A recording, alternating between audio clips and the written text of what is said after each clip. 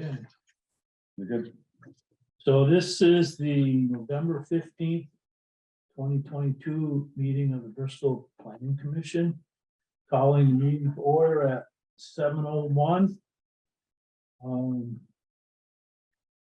We probably, for Peggy's benefit, we probably should do a roll call. I see Rob. I see Slim. Shannon's here on site. See Melissa. Fred can't make it. I see John Moyers online. Jeff is on site and I'm on site.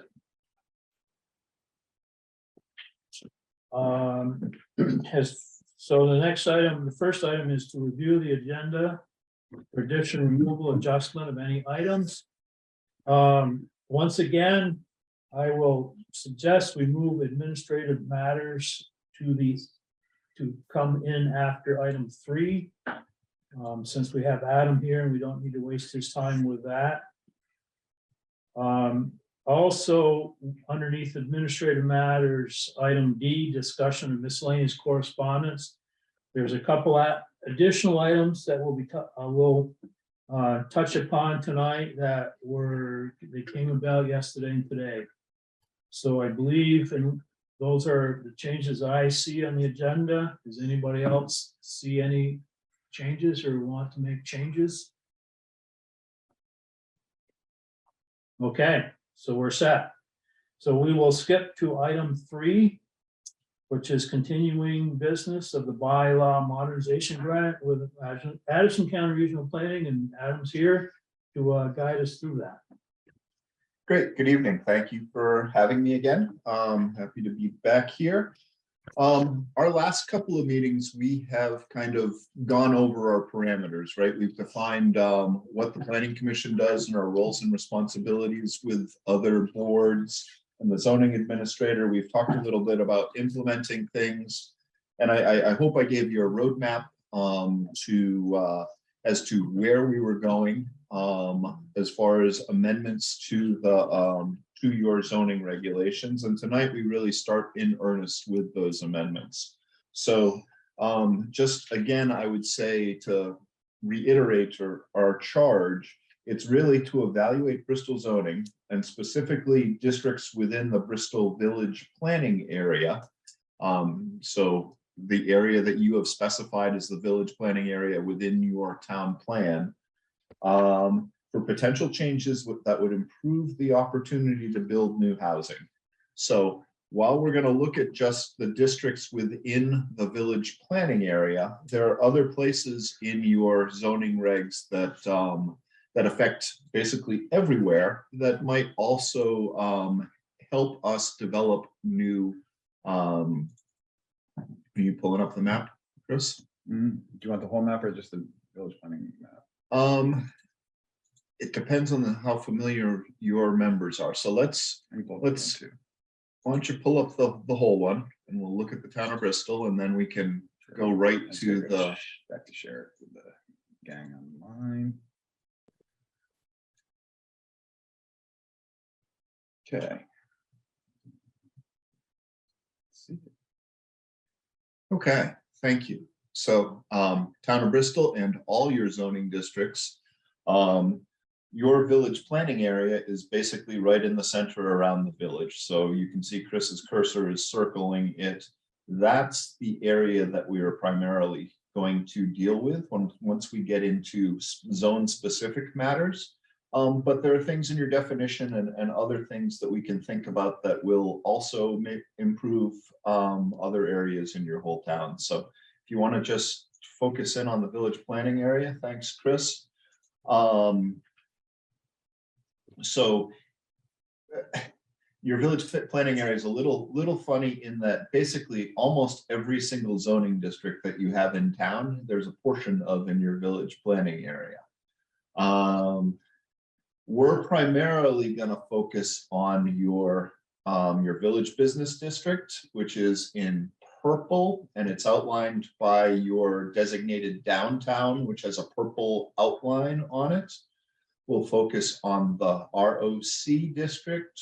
That's residential office commercial. That's in gold. We'll focus on the darker blue, which is your High density res. Thank you. High density residential. We'll focus on your village mix district, which are the cross-hatched areas within your village planning area. And then also out basically in the little tail on your village in Rockydale. And those are the 4 districts that we're going to really focus in on. Did I say village residential? No. No, excuse me. The lighter blue is village residential. Yeah. So that's the other district that we will really focus in on. You can see you have some conservation in your village district. You have some RA5. You have some commercial. You have some RA1.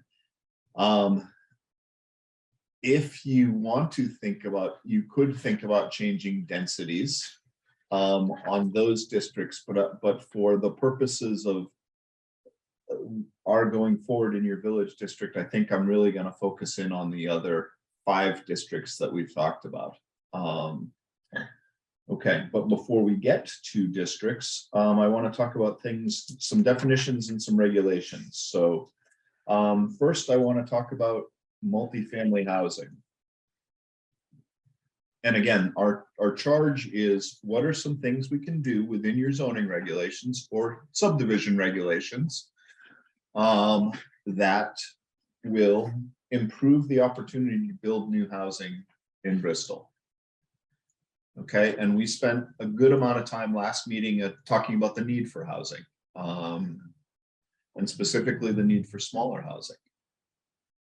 Okay, so Chris has pulled up your basically your definitional section from your current zoning. And there are 2 definitions here that I want to look at with you. The first one is just dwelling accessory, because we're going to do that later and there's no reason to come back to it. So a secondary dwelling established in conjunction with and clearly subordinate to a primary dwelling, whether a part of the same structure or primary dwelling. And you can see that's further defined in section 404, which we will go to. The one I really want to focus on here is a multifamily dwelling. And basically a building or portion thereof designed exclusively for occupancy by 3 or more families. So multifamily in your current definition basically includes everything that's a building with 3 or 300 units. Once you're above 3, it's multifamily. So Chris, can I also next ask you to take me to, let's see, page 15, and that's your use table. Your use table.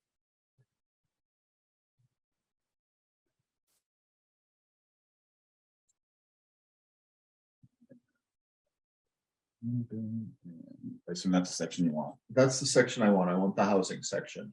So if you look right up at the top of your use table, basically along the top row are all of your abbreviations of all of your zoning districts. So VB, village business, ROC, residential office commercial, village mixed, HDR, high density residential, VR1. So basically the first 6 columns are the ones that we are looking at. You can see that multifamily dwelling is the third line down of specific uses. And you can see that in the village business district, which is the smaller, it's basically Main Street. It requires a site plan. It's permitted, but you have to submit a site plan. In every other district, it's not, they are not permitted. 3 families or more are not permitted in the ROC. They are permitted as conditional uses in the village mixed district and in the HDR district and in the village residential district. So I want to start this meeting with basically 2 questions to you. The first, well, is do you believe that we should make amendments to either the definition of multifamily dwelling or allow for site plan review or just permitted a permitted use for multifamily dwellings within the districts with or certain districts within your village planning district, and we can take them one by one. So we'd ask you to decide on the ROC and then the HDR and then the village residential, excuse me, and then the village mixed. So are these ideas that might improve the ability to develop housing in Bristol and something that the Planning Commission might support? So just one question. Yeah. On it. So when you talk about changing the definition, are you looking at breaking that out to more define? yes. Yeah. Specifically, what I might plant as a seed for you for changing the definition would be, rather than have basically one definition of multifamily housing that goes to from 3 to 3 million or however big it is there some way that you would all like to break it out, like multifamily housing from 3 to 6 or 3 to 10 and then greater than 10, or some other number? So, and I guess as you think about that, I'd tell you to think about the firehouse apartments that you just owned or just opened as an example. And then I guess I'd ask all of you to think about other examples of multifamily housing or potential buildings that might work for multifamily housing that exist within the fabric of each of your districts. So are there old houses or old other structures in, say, the high density residential district that should or should not be multifamily housing? And we can ask that question for the for each of the districts. And remember, our goal is to create more housing, but your goal is also to preserve is, I'm not sure preserve is the way I want it, but maintain your village fabric. You don't want to, I assume you like the village of Bristol and are trying to make improvements, not make wholesale changes that might impact it negatively. So we're trying to find that sweet spot. And I guess That's a historically hot button topic and discussion, I believe,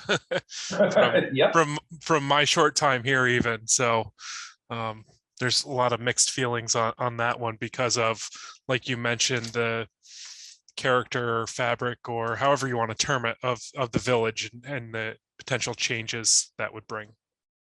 Can I ask a question? So in the high density residential area, there are currently a number of multifamily dwellings. Does this assume that they received a conditional use for that, or were they built before? Prior to this existing packet, most residential was all permitted. So, so a lot of people were just converting apartments. Converting houses into multifamily. Like there's a big one at the corner of Pleasant Street and Maple Street. A big, huge one. That's a big 3-story house. Yeah. Okay.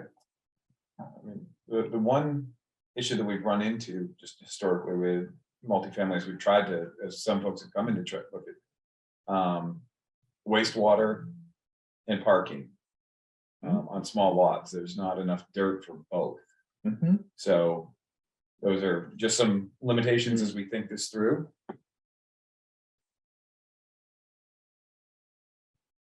the parking you all can control, the wastewater you really can't. So I guess with those examples, I'd think about it. Yes, you can change parking if you choose to. You can't change wastewater necessarily unless you're the town. The town is willing to make a big investment. So, yeah, with the parking, with no on-street parking, how does that work? That's not an issue I was prepared to address tonight, but, I mean, you make on-street parking, or you make some places available for on-street parking, or you make sure that the requirements for parking per unit are enough to adequately address unit needs generally, but not so egregious. You don't require, you know, necessarily 5 parking lots for parking spaces for every unit. I think, yeah, you're at 1 right now. I don't know if you're gonna go without without on-street parking, you're gonna have a hard time changing that. And on-street parking is a challenge with our current parking ordinances and snow removal and board, select board mentality. That's gonna be a challenge. I'm just throwing that one out there. And that's something that they're gonna control, not you. So, right, the select board's gonna have to approve. If you want to make parking changes, they're not necessarily, you can change them in the regs. But you also need to know that the select board's gotta change. If you make dramatic changes in your regs and are counting on the select board to make changes to open up on-street parking, you need to have your ducks in a row beforehand, otherwise you're gonna create a potentially bad situation. Melissa, do you have your hand up? Yeah, it seems like it would make sense to kind of break out that multifamilies. I mean, I would think so. I understand that conditional means that, you know, people could ask it, okay, I want to take my home and divide it and I'm going to live here and someone else, I'm going to rent out the other half of the house. But conditional just means they have to, what exactly does that mean, conditional? I know you have to meet certain conditions, but who decides what those conditions are, and do those conditions change depending on whoever's reviewing it? Yeah, so I'll take this, and if Chris wants to chime in, I'll gladly have his help. So conditional use review means basically that it's allowed, but it's not specifically permitted. It's not a permit that the zoning administrator can give. In order for someone to get a conditional permit, they are going to need to go to your development review board. And one of the first, there are, I guess I'd say, 2 sections to your any conditional use review. The first section is basically, well, the first question is this use appropriate for this area? Right? So does it comply with our town plan? So that's a big hurdle in and of itself, or potentially a big hurdle in and of itself, as compared to going to the zoning administrator for a permit. So it's harder to get. I'd also note that in this last round of zoning regulations, you all put in site plan review.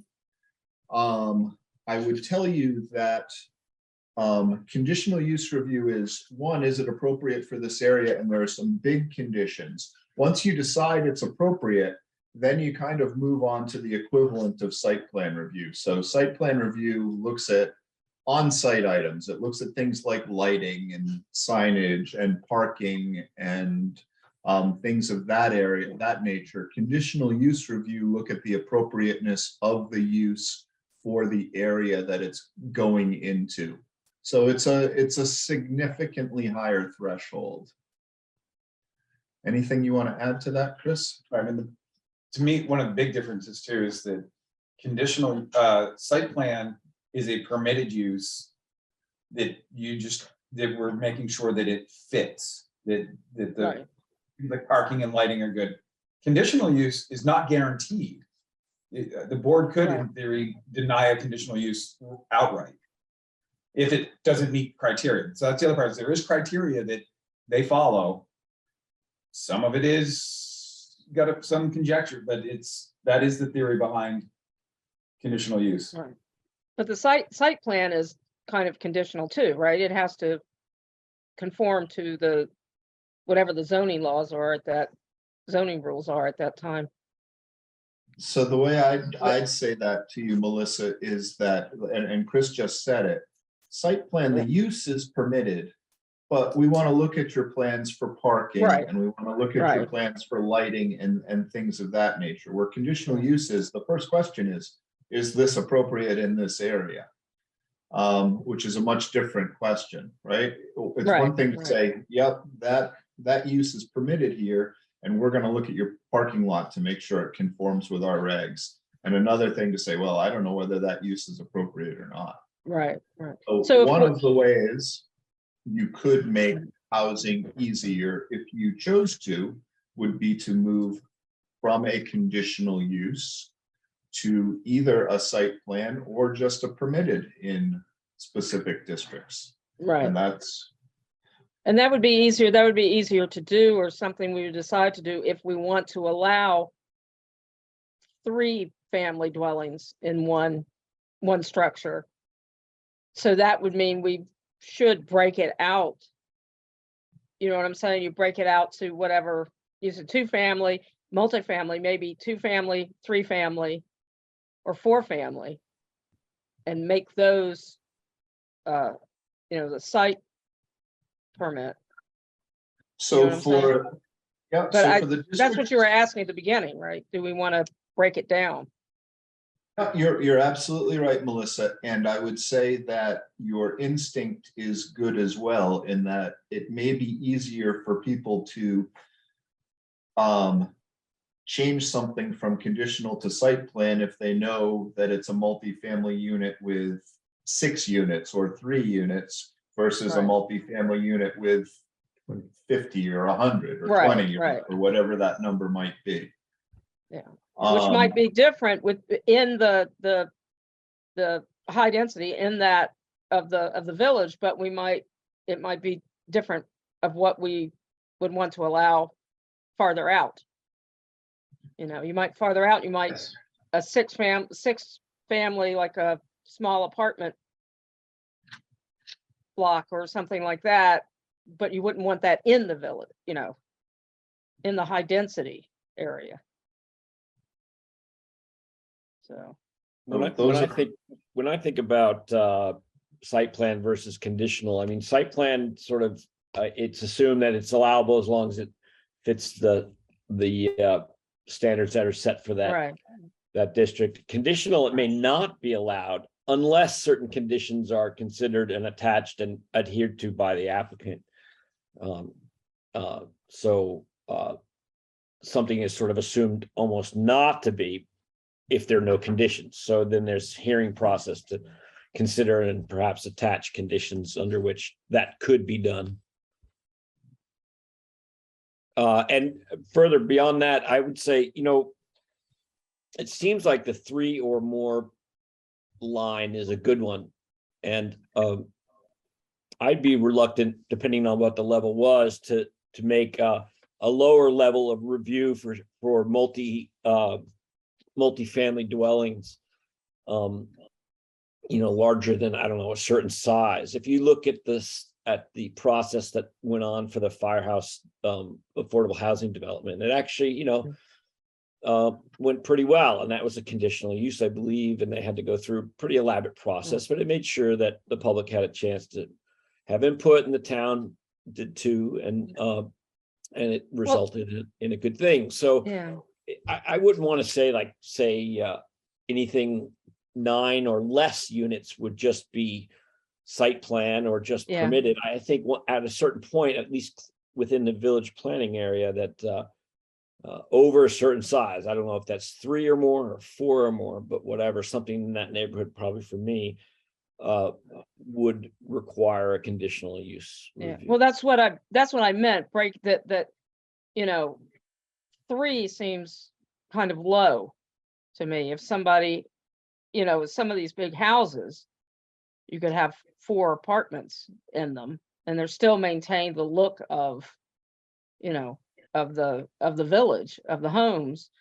So to break it down, I'm thinking like, maybe three or multifamily, 3 to 4, and then maybe 5 to 8 or something like that, but to break it down, not just say, 8 or less, just to break it down to actual numbers. And I mean, I would think that the at the place here at the, by the fire station, they are very used to having to do everything they had to do to get that approved. Whereas somebody that owns a home and maybe wants to do it has no clue what they're gonna have to do if it's conditional. If they want to, add one apartment, so there's three families or 3 people living in that home, to not make it so difficult for them to do that.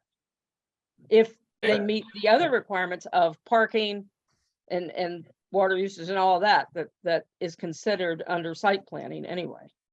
Hey, Chris, as we're talking about this, since it is conditional in most of these and site plan and the other, how much of a challenge is this posed to people coming in that wanted to do this under the conditional guidelines? That's not what hangs them up. The conditional use is easy. In all reality, what is the bigger issue is is what we have for density, because most of all of HDR is 1 dwelling unit per quarter acre. So if you don't have a half acre, you can't even put a duplex on it. So Okay, so that's where changing this to permitted or site plan doesn't really gain us anything in the long run if we don't address the density.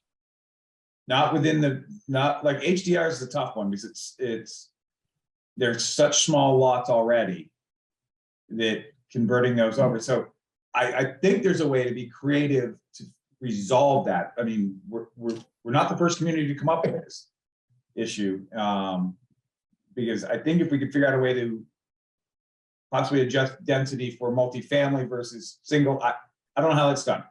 But as far as the conditional use, whether it's conditional use or site plan, I'm good either way. But Melissa, your example of like somebody wanting to add to their existing home, that works now, but in 10 years or 20 years, when they sell that property and they're no longer there, and the person who buys it purely as an investment property, and that's what we see now. So it does change the scope, because we were trying to be nice to Sue and Joe so they could do this for their house. Well, 10 years later, they don't own it, and it's just owned by some investment company that really doesn't care. So we got to keep it at what difference would that make if they have 3 occupants in the home? If it's an investment, Traditionally, owner occupied are much better maintained and present much better than strictly investment rental properties. I see what you're saying. Yeah. So I mean, I don't know if you can't, is it possible for a home to be a conditional in its use, that if you purchase this property, you have to occupy it? That's not. Well, is let's that get possible? back. Let's get back to the question. And we haven't heard anything from Slim or Shannon. So Slim, I don't know if you've got any thoughts at this point on the definition of multifamily. There you go. Oh, he's still muted. No, I'm not. Not too much, but I think there is such a big difference between 3 and 300 that there might well be a little breakdown, as Melissa was suggesting. It seems well, no, not really. That the inner village is pretty dense as it is. I don't think there's room for too much new construction. So you're mostly talking about breaking up the bigger houses here now? Yes? That's what I was talking about or thinking about. Yeah. Okay. I don't have any more. Okay, thanks, Shannon. I guess I'm agreeing with Slim. I'm thinking when you get past two-family, Bristol doesn't have a lot of room for growth, or we don't really, not definitely in the village, we're talking village. And so it does come down to how are we gonna talk about those bigger homes that older people are living in that could stand to have some rental income. So, Adam, could you give us some?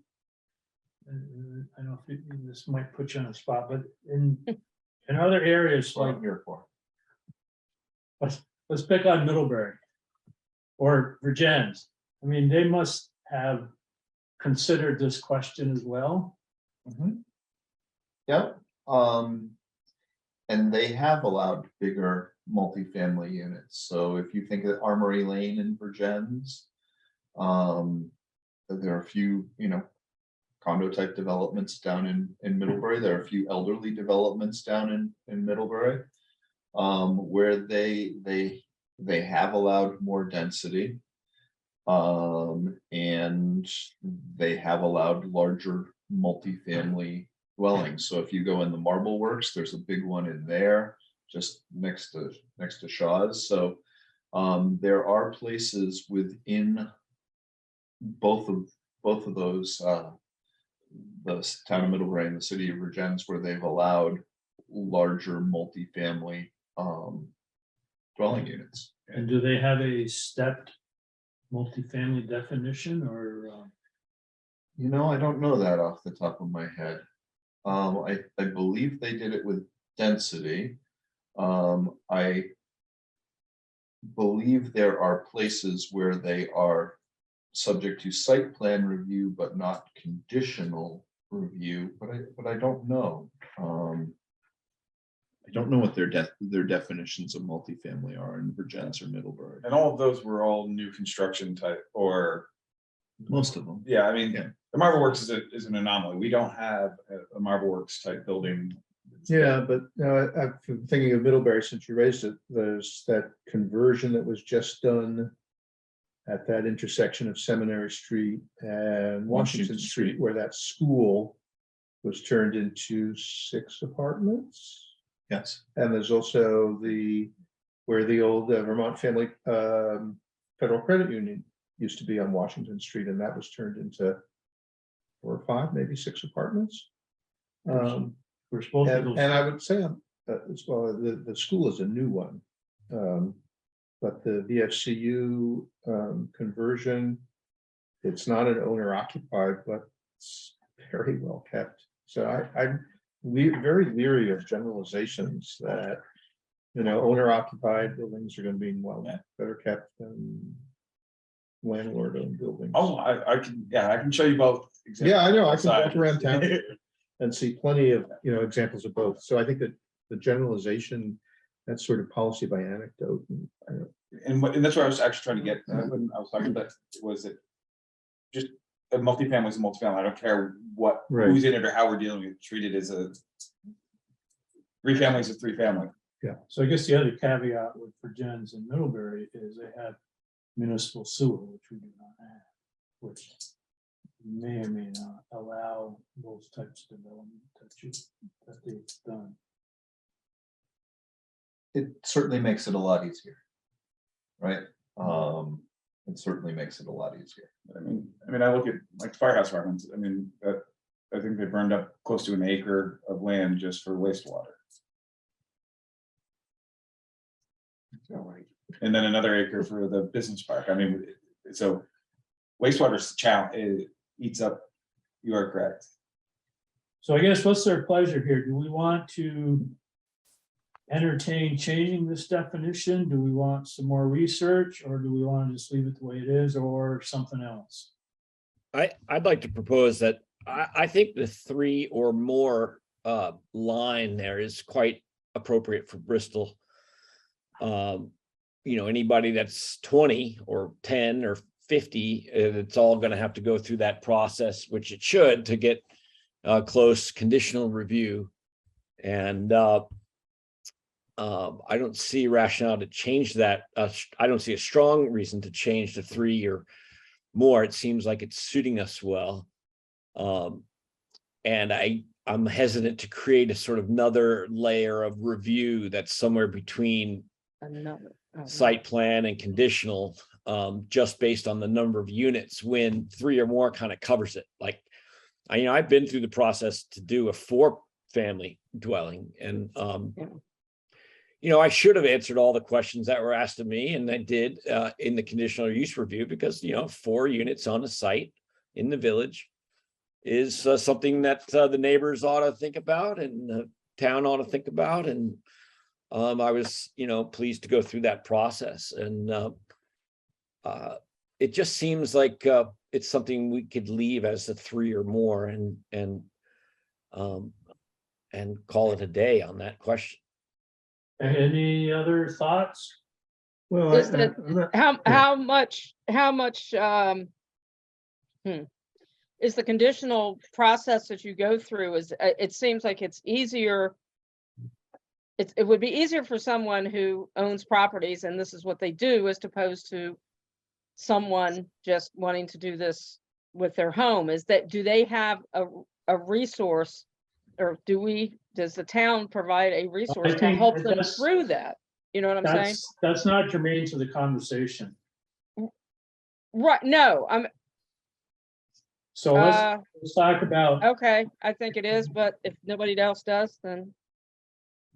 so Jeff, you had a, Well, I mean, I think it's a reasonable thing to say, is 3 the appropriate number? John seems to think it is, but it's just a number that's been picked. So could it be multifamily is 4 or more? Which allows then 3 becomes an easier thing to do, presumably. Or if you want to do that, I just don't know that we know that yet. I think it's certainly worth. It's certainly worth. I think Adam's question was, that something you might want to entertain, not do you want to do it? Sure, I Okay. didn't necessarily Right, expect. right. Yeah, so I didn't think it would be a decision. Yeah, it's not a decision because you haven't even done the study yet. The decision comes afterwards, after the study, not before the study. But I think it's something that, at least for now, could be entertained. Yep, I'm happy to entertain. I don't see that the 3 or more line is holding us back. I haven't seen any problems with that. I haven't seen anybody who wanted to do 4 but couldn't because of some holdback. The Firehouse Apartments is 20 or so units. Right. They went through a rigorous process that resulted in a really good solution for the developers and the community, I think. And I guess I I'm don't just think- thinking more a person who owns a home, not a developer. Not, yeah, I mean, when I went through the process, I yeah. was not really a developer, it's just me.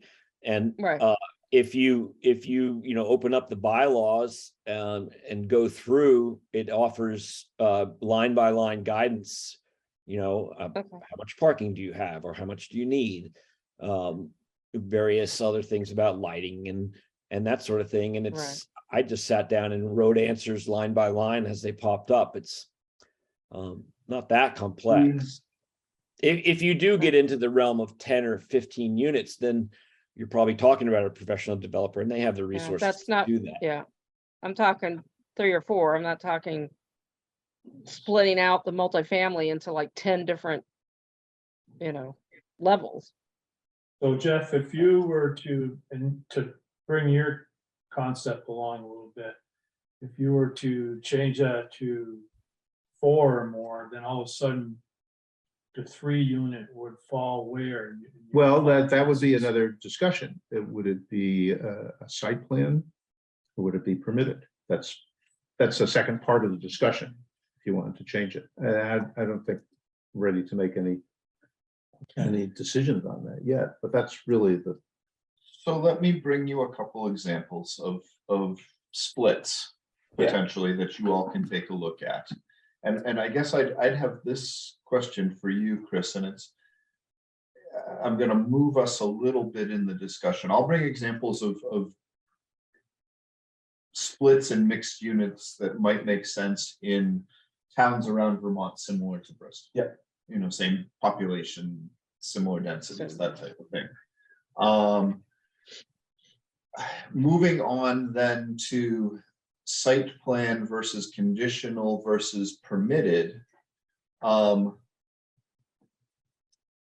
guess, Chris, my question for you is, does the DRBC itself is overloaded, or does it have more work with, well, it does have more work with conditional. It's got a bigger analysis to do. Would it have an opinion as to we should or shouldn't be doing conditional use reviews on all of these particular uses or in these particular areas?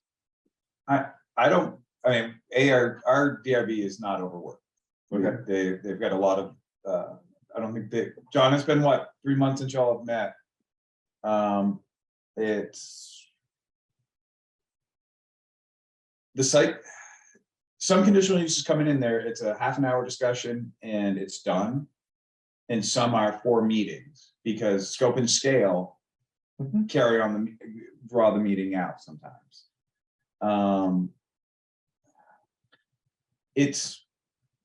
I think that, and this is just me standing on my soapbox, is the conditional use may be overused in a few of our locations for the multifamily.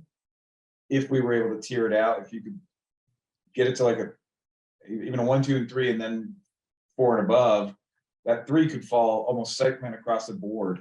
It just gives a little bit of oversight, but it doesn't, it's not an anchor on the applicant who's trying to do it. Okay, so the You next. put that a lot better than I did.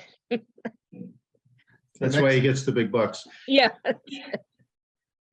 So the but next. that's place what I was thinking, yeah. I'm gonna take you is, let's say your definitions stay the same, or let's say you choose to bifurcate them for multifamily somehow. The next question would be, and we will get to density and parking and other things that impact it later, but for right now, let's look at basically our levels of review and look at the multifamily housing.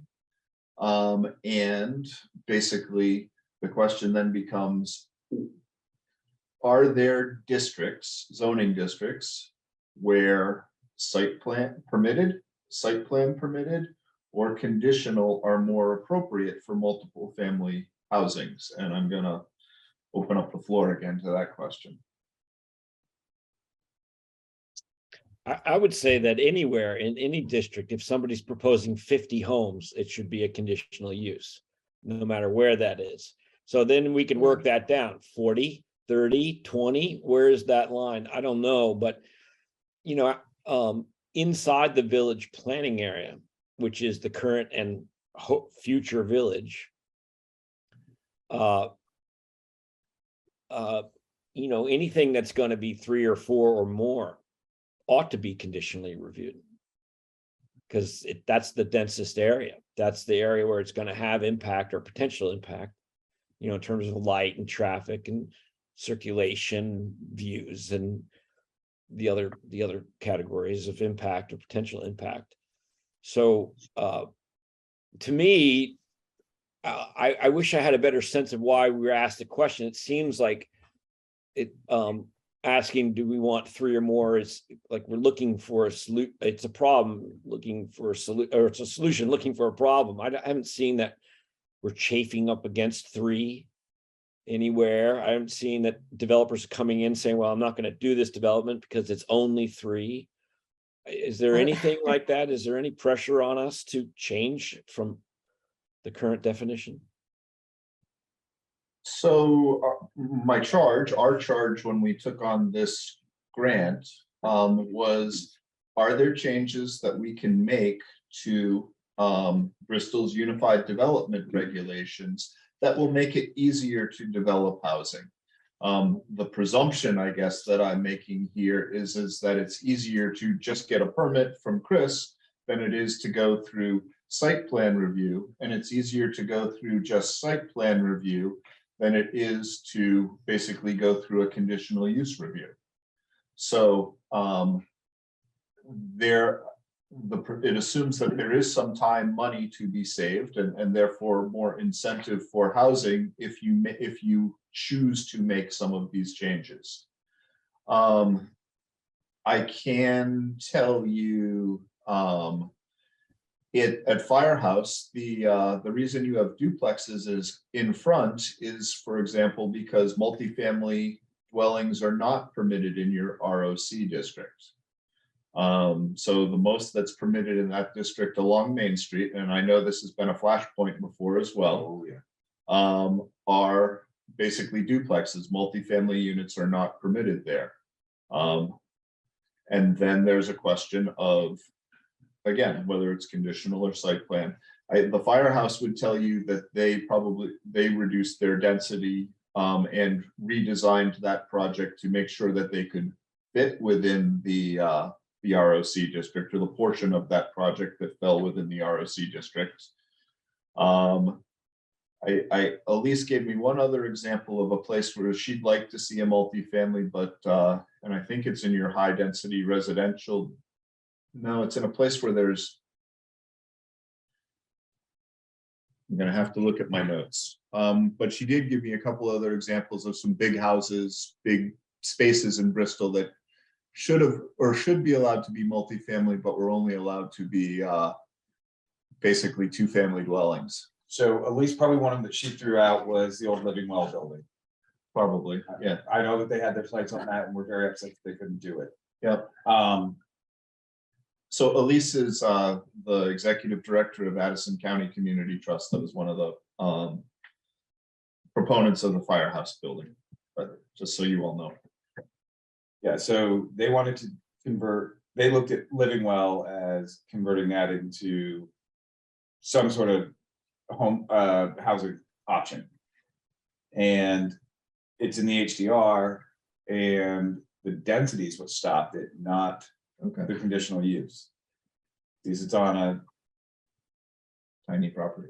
it's a little over a quarter, it's like 4/10 of an acre, and it had 7 rooms in it that were used for elder care. And they were hoping to convert that into some other type of housing, and there's no way to do it. To be affordable for them to go down that road. Probably as much to do with wastewater as density as well. Wastewater was gonna be their next huge hurdle to cross, but the density stopped them first.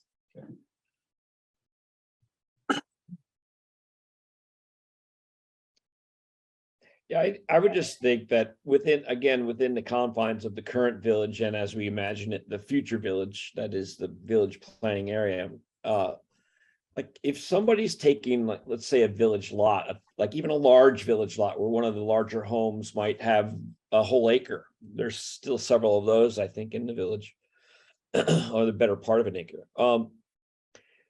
In my opinion, then, like, if somebody wants to put, say, 4 or 5 or 6 dwellings in any whatever configuration on that lot, where now there is, say, one large one, like that should have a high standard of review, because it's not open country, it's in the village, it's got neighbors all around. And when you think about 2 people occupying a 1-bedroom apartment, which is not an unrealistic assumption, and you have 4, say, units, you're talking about 8 cars, and perhaps instead of 2 for one family. So, right away, you start to get multiples of impacts. And it seems like 3 is good, and seems like a reasonable, I don't know, cutoff point, not really cutoff point, but, line of demarcation. And there should be more scrutiny, not less scrutiny, within the confines of the village, because if we're going to live close to each other, then we don't want to shine our lights in each other's eyes, and we don't want to hear each other's noises so much, and we don't want to, look at each other's parking so much. And there's those kinds of considerations that make dense living desirable and tolerable. Can those be addressed by a site plan review rather than a conditional review? Those I think issues that they John was are talking addressed about? by a site plan review if it's 2 or 1 dwelling per unit, and when it steps up to But 3 or more, can it's they be a addressed? little higher standard of review. So a site plan review is reviewed by the zoning administrator, Chris? Mm-mm, Only that No, goes to that's a the hearing as well. But you avoid the question, is it appropriate in this area? It's assumed to be appropriate. And you do not do site plan reviews on single or multi or two-family dwellings. You do them on multifamily, or you could do them on multifamily if you chose to. You don't have to. Is there history why in the ROC the multi-family is not allowed? Yes. Would you like the nickel tour on that? Yeah.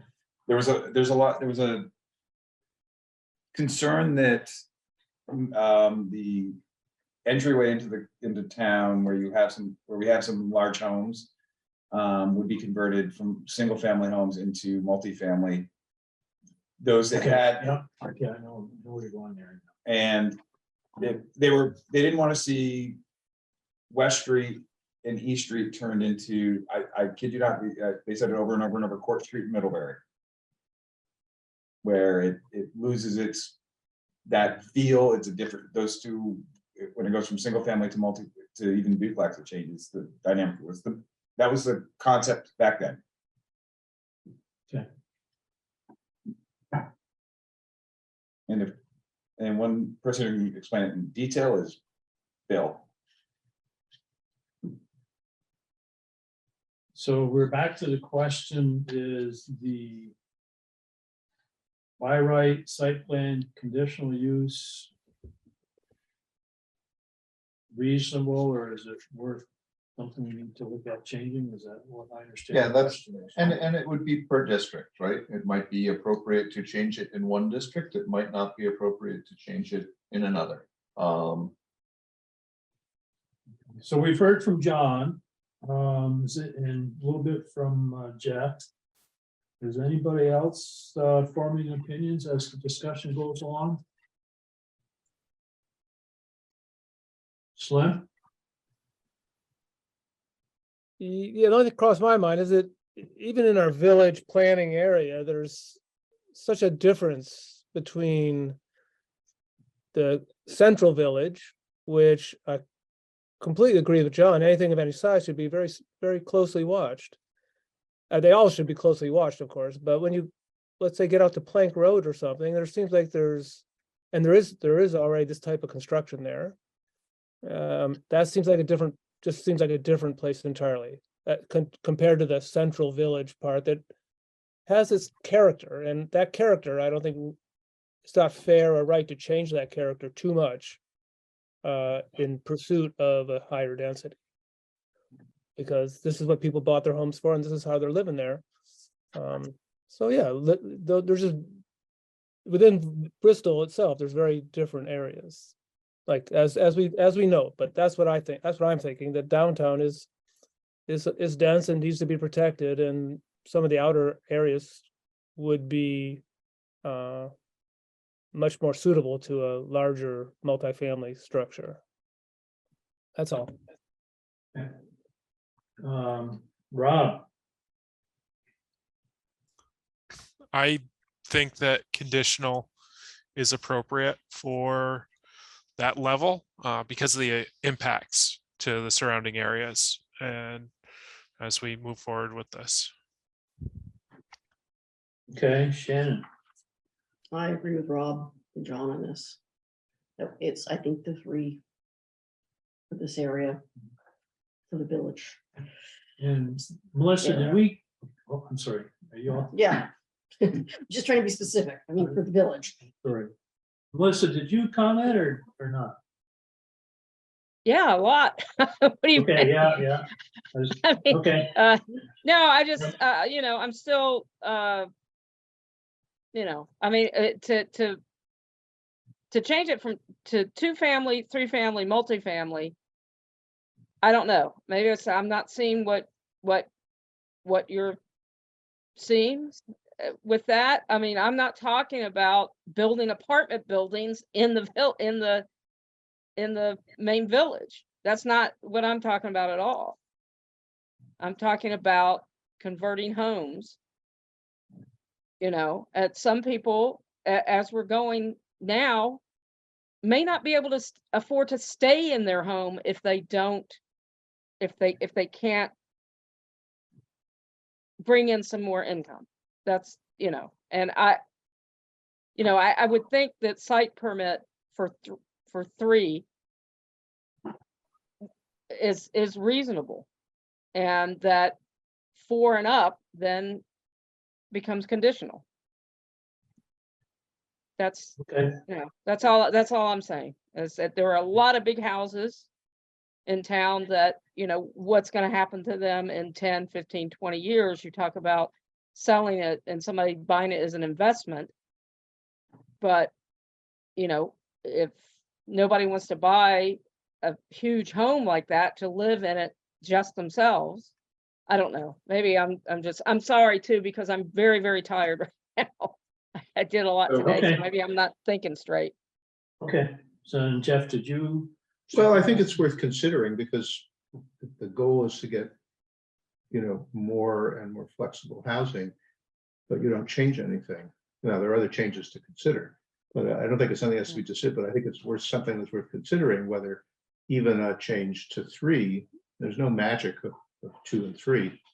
I'm not saying it's necessarily the thing to do, but I think it's worth exploring and a better sense of what the impact might be and what the requirements to change it would be. Right, and also to look at some of the, for lack of better terms, unintended consequences of converting old homes. I just had, this week, spoke with a family that lives in Starksville that now have 4 school-age children, and driving down the mountain every day to get them to their sports and to their classes and to the play and to this is not as appealing as it used to be, and they would love to find a 4 to 5 bedroom home in the village. So if we convert a majority of our large homes to apartments, reverting them back doesn't happen easily. So so that's just one piece to think through, that there are, I mean, I look on my street, I've got a neighbor who has, between the 2 of them, they had 5 kids in one house, so they needed a larger house. So there's not a ton of that out there. That's not the norm. But once you convert a home, I have yet to see a home converted back from multifamily to single family in this area. Closest I've got is Living Well, and that had to be converted unless you wanted to run a nursing home.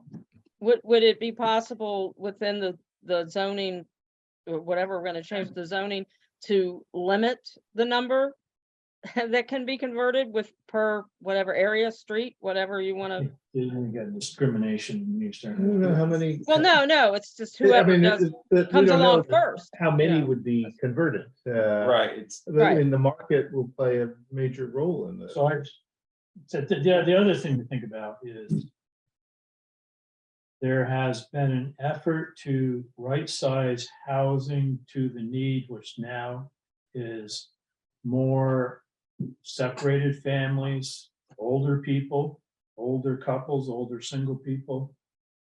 And that speaks to, why do you need a 3-bedroom house? But guess what? We still build 3-bedroom houses. So to Chris's point, there is a certain desire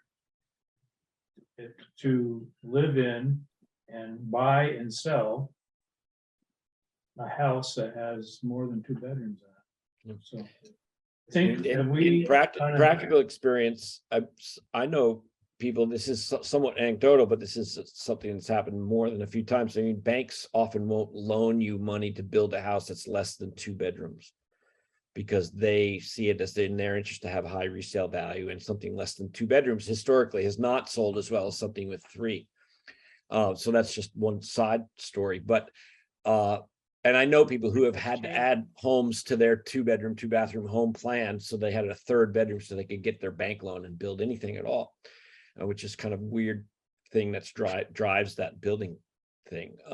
But on another subject, I mean, as a practical matter, there are very few homes, I think, in Bristol at least, that could convert to 3 or 4 units, because if you're going to do a major renovation like that, you're going to have to pull permits from the state. And when you do that, a lot of homes without major rebuilding could not meet the fire life safety code for egress and all that fire separation and all that sort of stuff without a major undertaking. And I don't know how the 3 or more number came to be in the regs, but my guess, pure speculation, is that it creates room for people to create a duplex out of their house, which is much more something that's realistic and doable in these old houses. And my guess, and it's something that people probably did historically, pretty readily. And I just don't see a huge demand for like old houses split into 4 ways. There aren't that many big ones, and doing so as a practical construction matter would be a fierce undertaking. Well, if that's the case, then there's no harm in changing the regs, because it's not going to happen anyway. And the market will determine it. We pounded that one enough. And I think it's important to remember that the regs exist for a variety of reasons, not just to make it easy for people to do development. That's not what the regs are for. The regs are to protect the public that exists, the neighbors, for example, who might have an interest in what's going on next door. And so we don't want to only consider how these regs facilitate development. We want to also consider equally, I would say, how the regs protect the existing fabric of the community and give citizens a way to participate if they feel they have concerns to do so. We're not here to roll out the red carpet for developers. We're here to help developers understand how they can develop Nobody said roll and protect. You're going to an I hear the rationale coming out that's how to make it easier for developers. That's only one. Well, nobody We're said that. moving on. Okay, so yeah, I'd say your regs serve your citizens, and it's however they want to be served.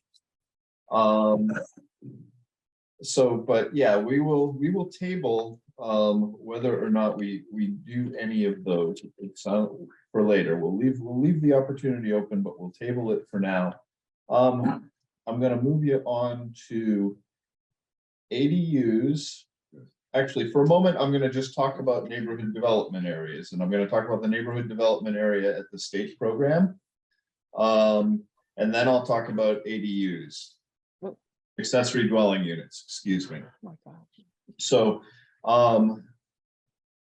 neighborhood development areas are a program of the state of Vermont that are also intended to basically increase density in neighborhoods and provide additional affordable mixed income housing. It doesn't have to be just affordable, it's mixed income housing.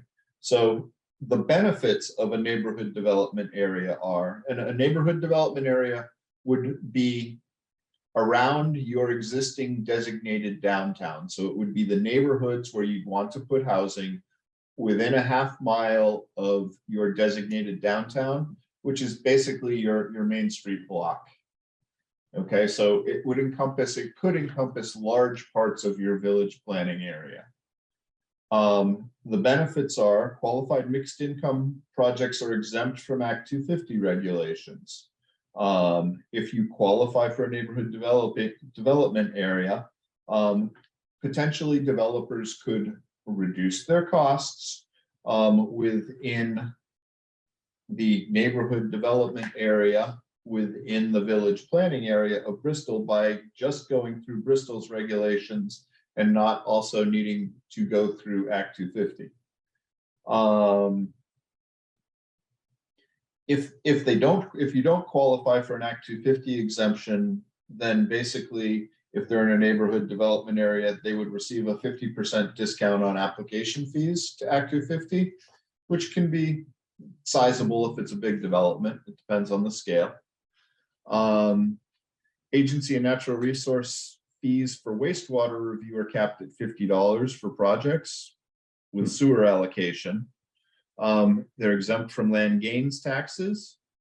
Limitations on appeals of conditional use permits for residential development. And Municipalities will receive priority consideration for state grants. So those are some of the reasons you may want to consider this. If you choose to consider this, there are a couple of other things that we need to consider, some of which are in your control as the Planning Commission. One of them, the big one, is more in the select board's hands, and that's a wastewater system. So you don't have to have the wastewater system built, but you have to be able to show the Agency of Commerce in this case that you have plans for some type of alternative community system. So what they did at the Commons project here in Bristol is a community system. So it could be done in Bristol on small scale, even if you chose not to invest in, the town chose not to invest in a big scale facility. Other requirements, complete streets, you need to have sidewalks. I would tell you most places that we're talking about within your village planning area already have those. Not all. Not all, but most. And that would could affect how you laid out your area. Sure. Let's see. Density. And Chris has raised this before. Municipal bylaws allow minimum net residential densities greater than or equal to 4 single-family detached dwelling units per acre. Exclusive of accessory dwelling units, which we'll talk about in a minute, and no fewer than the average existing density of the surrounding neighborhood, whichever is greater. So basically consider it 4 units per acre. In your high density district, high density residential district, that is your current standard. So you meet it there, but that's I'm sorry, the only- did you say attached or for attached or unattached? four units, 4 units per acre, But unattached, they could be unattached. Either or. either or. Okay, thank you. So it could be a building with 4 units in it. It could be 4 little units, 4 houses on an acre. So I was saying your neighborhood, your high density residential district, which is the darker blue in your zoning map. You currently have 4 units per acre. In your village business district, I think you're 6 or 8 units per acre. Which is the small area that's really just your main street again. All of your other areas, you're less than that. So Bristol could theoretically do the program right now in its high density residential district, but it would need to make changes to density in any of the other districts to participate if you felt the benefits that I listed before, largely Act 250 exemption, and some tax breaks and some priorities for grants, were worth it to the town. So that's what you need to consider if you are interested in a neighborhood development area. Any questions about that? We don't need to make any decisions. I've got a question about what is entailed by when you use the term unit. How many bedrooms, et cetera? It's basically, it could be, That's the definition that we use. sure. I tell you, it's a place where a family unit lives. Your definition will be more eloquent than mine, but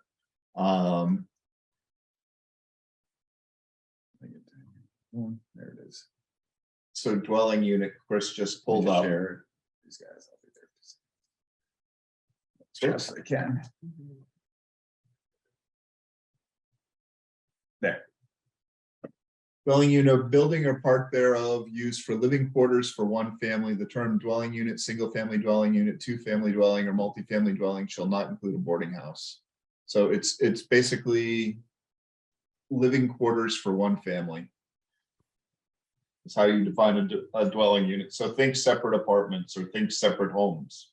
They're both dwelling units. But to Slim's point, that could be 1, 2, 3 bedrooms. There's Yes, no restriction on bedrooms. that's right. So, and then we define family, which is the big aspect in that is right here on the screen as well. It's one or more persons living, sleeping, cooking, and eating in the same premises as a single housekeeping unit. So you could have 6 people living under the same roof. As long as they're acting as one house unit. Adam, you said the area, is that a flexible or is that half-mile from the downtown area, everything within that that can qualify? Or is it, can you do a small area? Is there a limit on that? So I guess I'd say you can draw a half acre circle around your downtown business district. And then depending on how you all wanted to make it look, you could take sections out. If you took sections out, you could add sections a little further out as long as they were contiguous. So it does not have to be a circle with a bullseye. You have some flexibility to account for terrain and for the pattern of your village and things of that nature. So Is there a minimum size that or square footage or acreage that it needs to be? Would you make it smaller is what he's asking. Does it have to be a half acre circle? Oh, yeah, you can absolutely make it smaller. Half miles. Or half mile, sorry.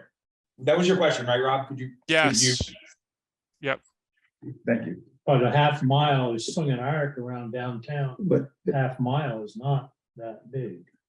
yeah, because if I look at the regulations here, it says it must be within a half mile from the downtown area. It doesn't say it Yes, includes everything in the half mile. That's only halfway up North Street. So it's just within. Yes. If you take bites out of it, you can attach contiguous areas just outside. I if was the just gonna say, fabric is These similar. Because the pattern of the geographic pattern of our community and what we currently have, there's also a chunk in that half mile circle that is national forest, it's in our conservation, it's the mountain. So you would carve those out and tack that acreage or that equal amount of area elsewhere in contiguous to your. So you could extend that half mile. Yeah, you can sort of move that circle. The center doesn't have. It's almost like you can move the circle around. The downtown doesn't have to be the center point. That's how I always looked at it. Yeah. Our downtown is like in the corner. Exactly. So. And so are there yes. other benefits for the town? I mean, it seems like all the benefits are for developers with larger developments in the benefits of reduced fees and tax breaks. Are there benefits for the town itself apart from attracting those larger developments? There are potentially priority consideration for state grants is one of the beneficial benefits to the town. But you're right, most of the other benefits would flow to someone trying to develop housing within the town. Are those grants in a specific category? So I would tell you they're certainly within the Agency of Commerce's grants. Agency of Commerce Community Development grants, so municipal planning grants, this grant, designated downtown grants, but also the NBRC. So NBRC grants, I guess I'm going to say it's largely economic development grants. I don't know how much impact it has on, say, A&R grants for wastewater systems or something of that nature.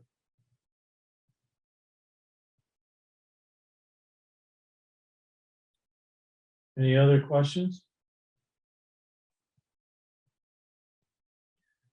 And like I say, you don't need to make a decision on this, but I'd ask you to consider whether you think the benefits justify the work that it will take. And if you want to do it, there are certain places where you're going to need to make changes to meet their guidelines.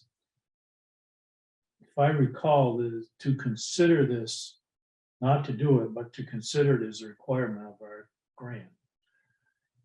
Yes, yes, it's one of the things that the grant wants us to discuss and look at. And we are. And we are. Right.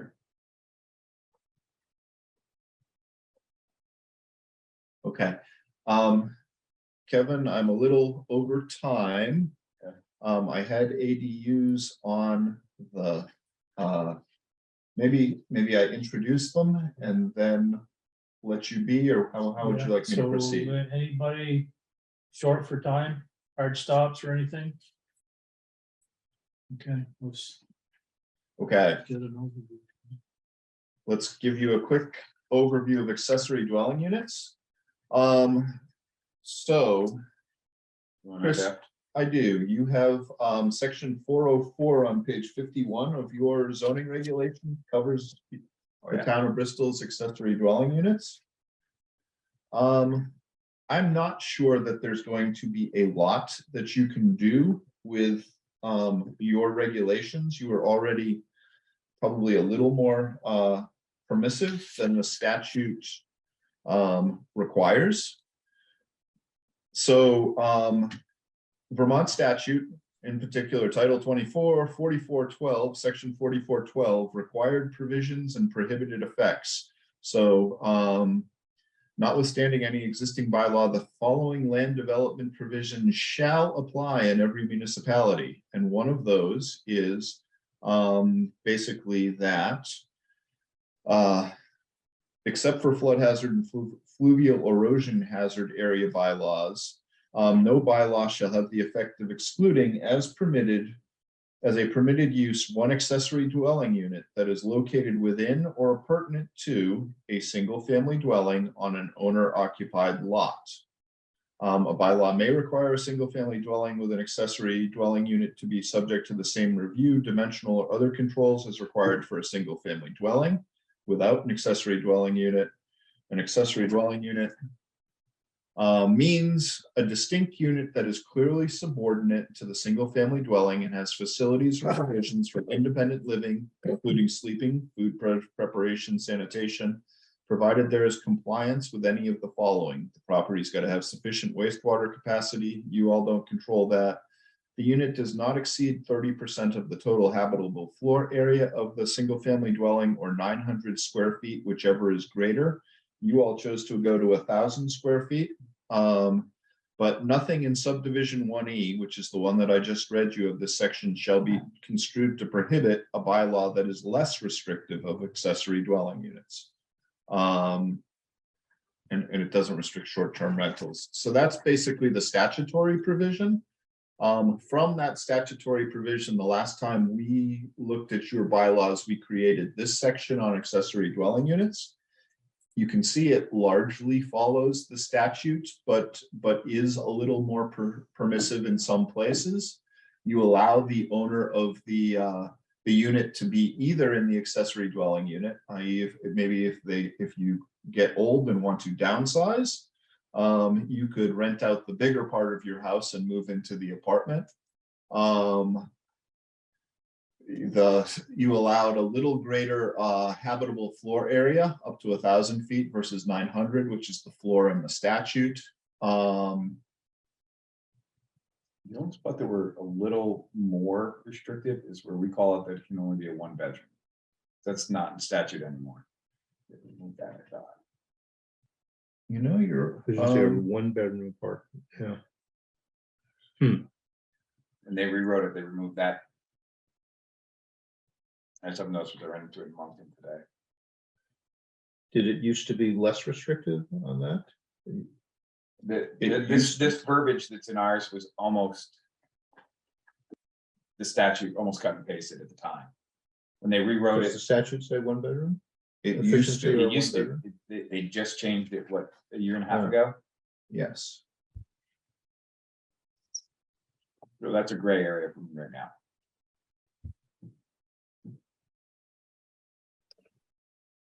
So ours is more restrictive than the state regs. You're allowed to be less restrictive. Are you allowed to be more restrictive?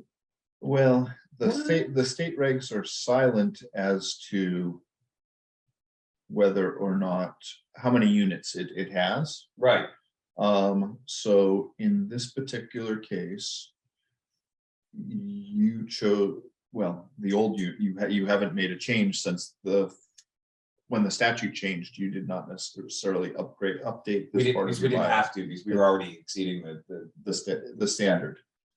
So that is a place that you could make a change. Because when we looked at it originally, it was the statute calls out our steps, our pieces 1 through 4. And we made sure that we followed that or exceeded we're more lenient there. The definition part, I think we felt comfortable when we wrote this, adding that as an efficiency 1-bedroom limitation, just because you could, because it doesn't say you can't. Say that again. The statute doesn't say that you can't Limit bedroom. limit the bedrooms. You have to follow the parameters of, you can Okay. limit wastewater, the size, Okay. but it's a gray area. I literally stumbled on this recently. Because I mean, 1,000 square feet could easily be a 2-bedroom apartment. I got 3-bedroom if you wanted to. Yeah. And I mean, my 3-bedroom house is only 1,400. right. So if somebody has a duplex already, they cannot put an ADU on their property if the house is, say, split into 2 units. Correct. They can't put a apartment over their garage. No, they can add if they have the density, they can add 1 more dwelling unit, but they can't call it an accessory dwelling unit, and it counts against their density. Right. And number 3 here in Bristol section 404 here, help me understand that. So let's say the house is, I don't know, I'm looking for an easy number, 2,000 square foot house. So the ADU in that instance could not be more than, let's say it's 2,100, could not be more than 700 square feet or 1,000 square feet. or In that case, it's the greater of, so in that case, the 1,000 square foot would control. If it were a 5,000, 6,000 square foot home, if it was a 6,000 square foot home, then basically it could be the ADU could be up to 2,000 square feet theoretically. or one. I'm confused by this. It seems like it's, ass backwards. yeah, isn't it? I've said it for years. So that's what how does it statute's mean here written. as it's written here? What is it? How is it? I don't get that. It can always be 1,000 square feet Right. minimum. But it could be more than that if the main unit Was is larger. more than 3,300 square feet. Which is a pretty big unit for Bristol. Yeah. But basically, it allows you 1,000 square feet in almost all instances, right? Yep. Maximum of had- 1,000 square feet, isn't it? Yes, up to 1,000. Yeah, it allows you up to 1,000. Yeah, Yeah, no matter But how if you big have your a- house is, it's 1,000 square feet. Oh, no, if your house is over 3,300 square feet, it goes up incrementally. That's where you hit the 30%. So if you have a 4,000 square foot house, 30% of that is 1,200 square feet. Oh, the greater of, okay, Greater of. Right. yeah. Yeah, 1,000 is the smallest threshold. But I believe it's the efficiency or 1-bedroom piece that keeps it from creating a duplex under the ADU definition. For our def, yeah. Wow. So the creating of the ADU does not technically create a duplex. It's only if the primary building is a duplex. That's when the prohibition kicks in. Do I have that right? Correct. It can only happen on a single family home. Gotcha. And does the selling of the home, I don't want to venture too far. I know this is going to venture too far. The selling of the Down home, the does that rabbit make hole. it a non-conforming use if it is not owner occupied afterward? Yes, potentially according to the statute. And I had a question, does that, only one ADU per dwelling, per home? Yeah. That's how the statute's set up, That's- yes. And that's Bristol, or is that state? What, Statewide. state? Okay. So you can't have two garages with apartments over them? No. So there's no way if somebody has a duplex, they could come to the zoning board, say, and get, say, conditional use. They could still not get conditional use to have an ADU. That's not, it's like a clear line. You can't do that. Well, an ADU is it's supposed to be attached, well, it's attached to single family dwellings, so it doesn't apply to duplexes, and it's a permitted use, so theoretic, if you're allowed to do it, you can get the permit from Chris, from the zoning administrator, But not if you have a duplex. but not if you have a duplex. What Yeah, John's question that's- is, if you own a duplex, is there a way to get an ADU?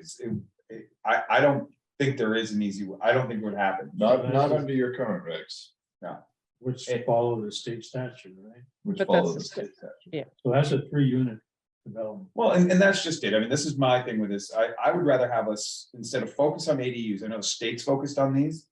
Figure out how do we make duplexes, because everyone who comes into my office wants to do an ADU, because they're looking for an apartment on their house. But they want a 2-bedroom. They don't want to, I don't know, it just seems like.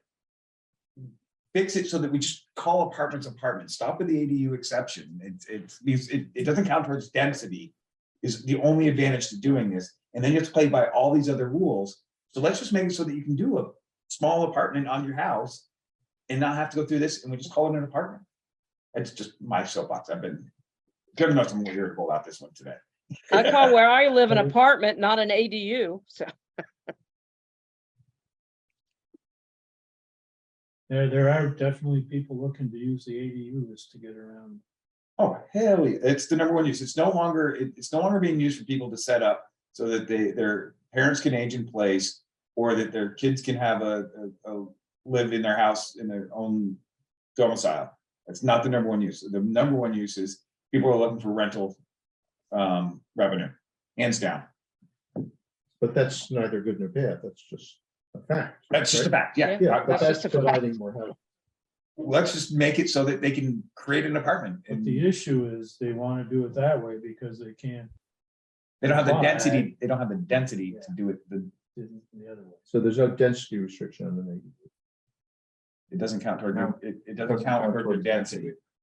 Density's come up a number of times in the conversation so far tonight, and I just wonder, Adam, is that on our docket at some point in this process to look at at densities? I imagine so, but Absolutely. I was hoping I could get some of the easier or what I thought might be easier ones done first. But so yes, Times, Adam. the answer is we'll definitely get there. good. I mean, I like, I'm eager for that conversation. Yeah, is So there am I. any other questions about ADUs? Ken? How about this? How about if I work with Chris, who seems to have an opinion on these, to create something that might work for the things that he's been seeing in his office a lot, and bring it back to you next time. I think that's useful because then you're not wasting time on things which may not have much relevance. If we want to do the things which have the greatest impact, potentially the greatest impact. Anybody have a problem with that? Okay, sounds like a great idea. I just got homework. It's all good. You love your work. Okay, Tell us. so that's where those are the topics that I wanted to cover with you tonight. Good work. Almost perfect time. Stop. I think we've had a great discussion tonight.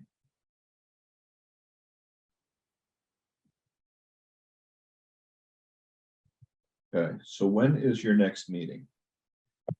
Should be the third Tuesday, right? It's sort of settled on third Tuesdays if that works for you. Does that work Okay. with Thanksgiving? That's what I was just looking at. Yeah. Ah, It's Thanksgiving week, but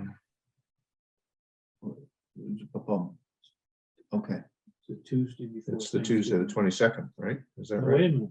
this No, isn't that's the Wait a This minute. is. this is- oh, sorry, I'm bad. I just. it's December? Oh my God, I'm so Is there far another behind. Thanksgiving in December? No, I'm off. My The brain is third stuck. Tuesday is the Be the 15th. 20th. No. No, the 15th is the 15th. third. Today, so we're looking at the December meeting. Oh, we're in the The December. meeting, 13th. Of course, What is it, 15th? we're in 20th. December, aren't we? The 20th is the third. December 20th is the third Is the third. Thursday of December, third Tuesday of December. December 20th it is. Okay, I will come back to you on December 20th. I will bring back basically some some examples of step multifamily definitions. And Chris and I will work on ADUs and bring back some suggestions for you. And Sounds good. when I say work on ADUs, it might involve duplexes ADUs.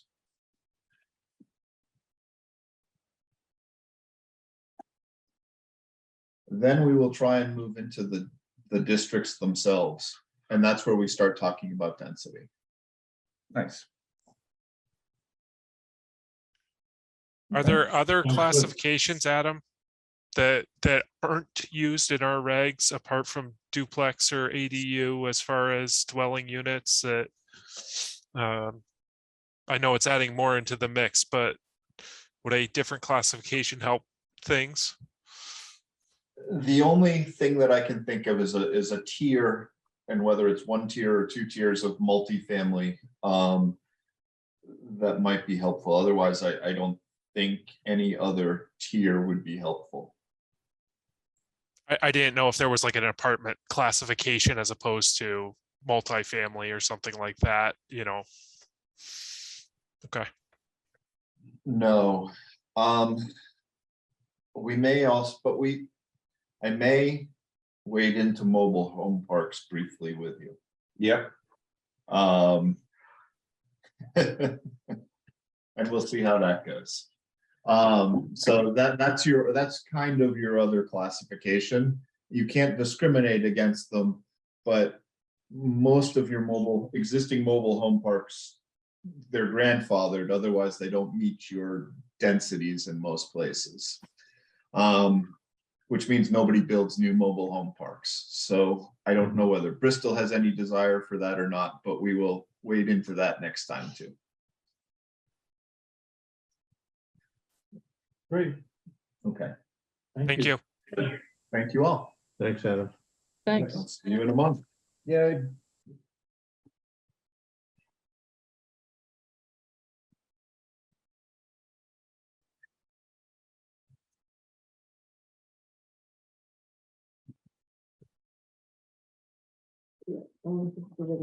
Bingo business. bye now. Take care. So we will move to item 2. Which we moved delayed. The first item is approval of the minutes. They are attached. Does anybody have any changes, alterations, comments about the minutes? Does anybody feel compelled to formally approve them, or we'll just take note that there was no changes? Adequate. Okay, Okay, take care of that one. Next item is the zoning administrator report. No report. Anybody have any questions for Chris? I do. Okay. So I walked down Mountain Street the other day and there's a whole bunch of red steel poking up in what I call back of Pat Smith's house. Yeah. That's the landmark. So what, Off Garfield Street. yeah, it looks like it must be on there. it's hard to tell where it's. It's off Garfield Street. It's 22, 24 Garfield, I think is the number, 24, 26. Be the next place down. That's an accessory building. They're doing with steel girders. It's an accessory building. Yeah. It looks like, Barn. looks like an aircraft hangar. Oh, so accessory, not accessory unit, it's a, Well, he wanted to do an accessory dwelling unit in it as well, in the upstairs of it.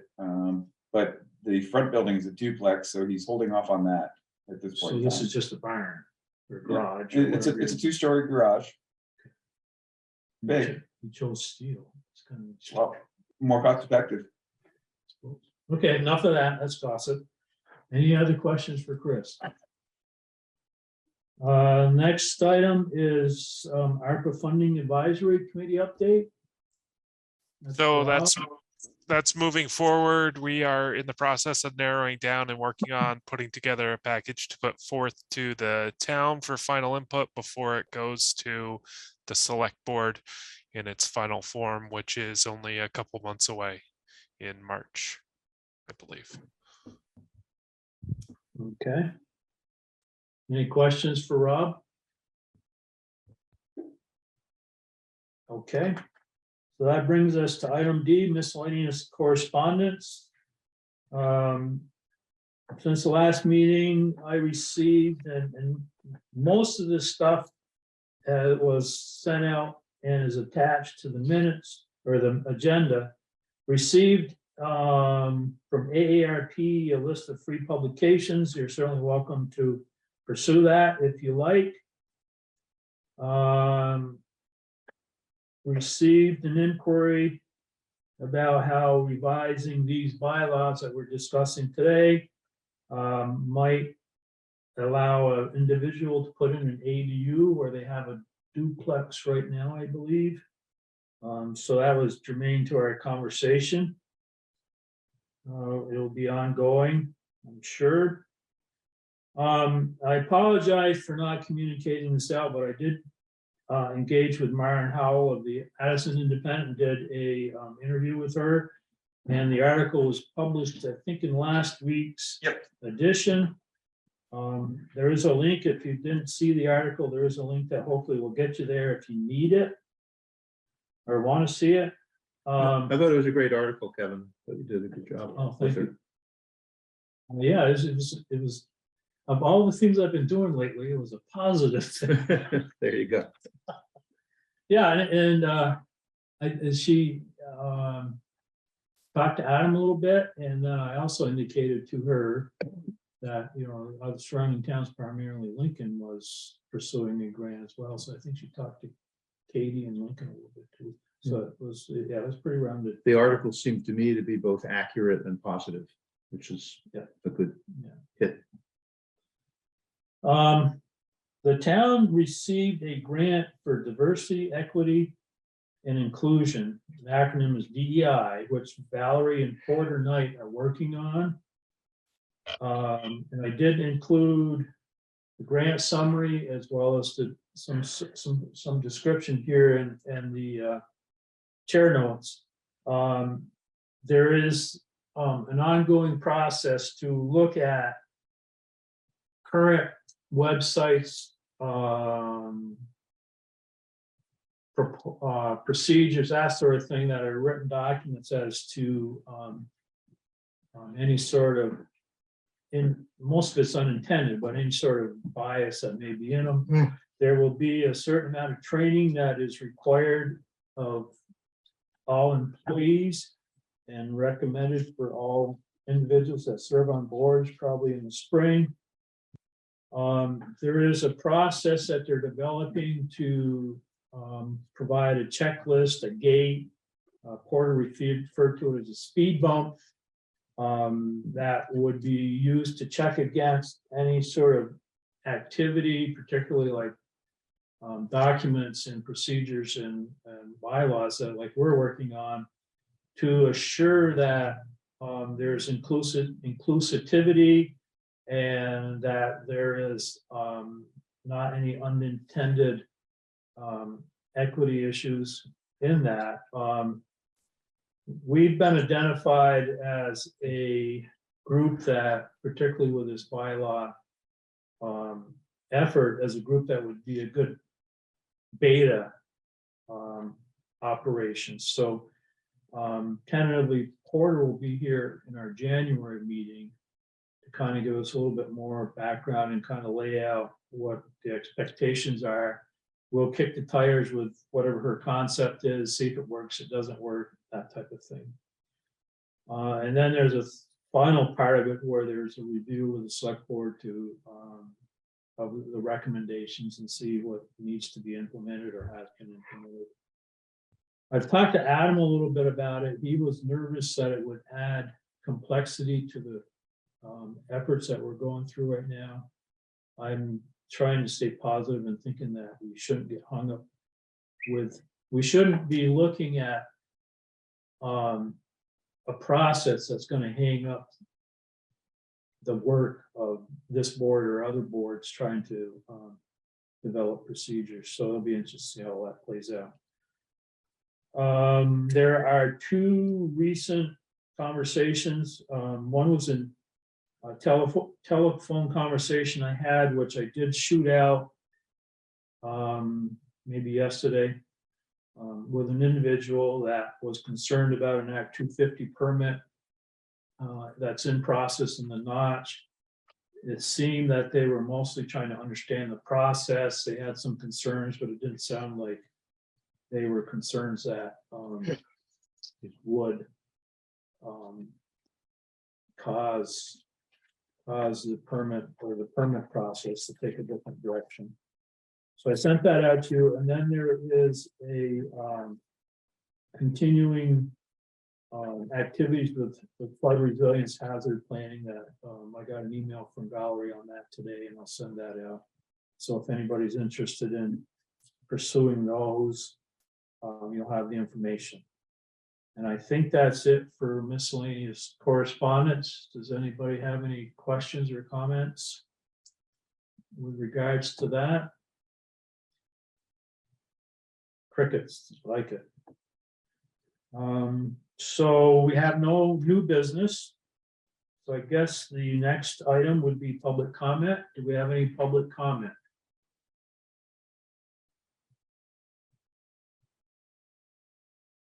Hearing none. The next item is adjournment, so I'll entertain a motion to adjourn. Motion to adjourn. Second. And Melissa seconds. Any discussion? All in favor, say aye. I, I Opposed? No. Abstaining? Up. Okay. Thank you. We're a little over, Thanks. but we had a great Good night. discussion tonight. Good night. Thank you all. Right. Night. good night.